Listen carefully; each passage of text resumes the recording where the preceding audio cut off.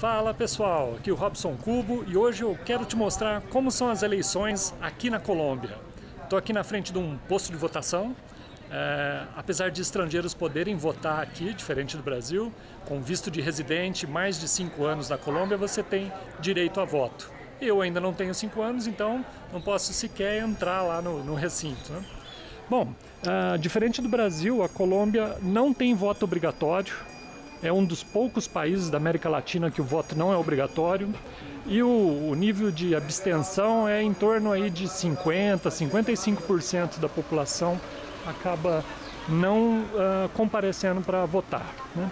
As eleições desse ano são eleições para governador, Assembleia Legislativa, prefeito e vereadores. O ano passado a gente teve eleições para presidente, onde o presidente Duque foi eleito.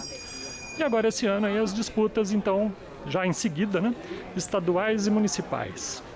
Bom, tem alguns fatos bem curiosos aqui. Por exemplo, ontem a lei seca entrou em vigor às 6 da tarde. Então, desde o sábado, 6 da tarde, não se pode comercializar nenhum tipo de bebida alcoólica. Isso em bares, restaurantes e inclusive supermercados. Ontem teve bastante tropa do exército e polícia nas ruas para fiscalizar o cumprimento dessas leis, né?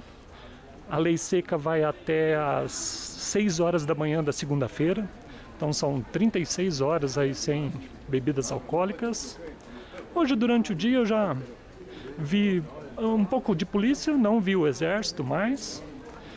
Bom, outro fato curioso é que as eleições aqui para presidente são iguais às do Brasil, são em 2 turnos e precisa ter mais de 50% dos votos.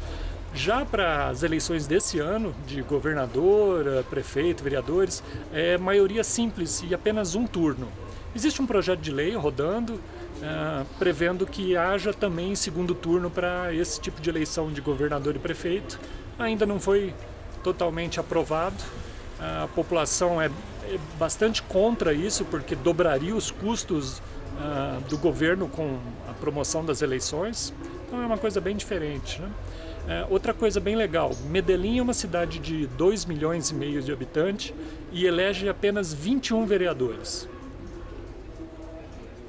No Brasil, uma cidade do mesmo porte pode ter 43 vereadores. Então isso significa que no Brasil a gente gasta mais do que o dobro de dinheiro para sustentar esse... Bom, para votar aqui basta apresentar a identidade, não tem título eleitoral e o voto ainda é no papel. Ainda. Na verdade, uma minoria de países do mundo todo usam algum tipo de urna eletrônica como a do Brasil, né? É interessante que o TSE chegou até a divulgar que países como Canadá, Estados Unidos e outros grandes países desenvolvidos aí usam urna eletrônica, quando na verdade, pelo menos os Estados Unidos que eu conheço, são apenas 7 estados que usam urna eletrônica e, por exemplo, na Flórida é um dos estados que usa. As urnas, é sabido que elas têm falhas, que tem jeito de burlar, e os fiscais durante a votação ficam muito de olho no eleitor, o que ele está fazendo dentro da máquina. Ele não pode tirar a mão do painel, ele não pode pôr a mão na lateral, na frente da máquina, porque são pontos que já são sabidos que há como burlar as urnas. No Brasil, estranhamente, você vê aí um dos poucos assuntos que, independente de partido, se é de direita, de esquerda, de meio, aqueles tico-tico no fubá, todo mundo aprova que as eleições sejam feitas com urna eletrônica. Estranho, né? Um único ponto que todos eles concordam. No Brasil, uma cidade do mesmo porte pode ter 43 vereadores. Então isso significa que no Brasil a gente gasta mais do que o dobro de dinheiro para sustentar esse bando de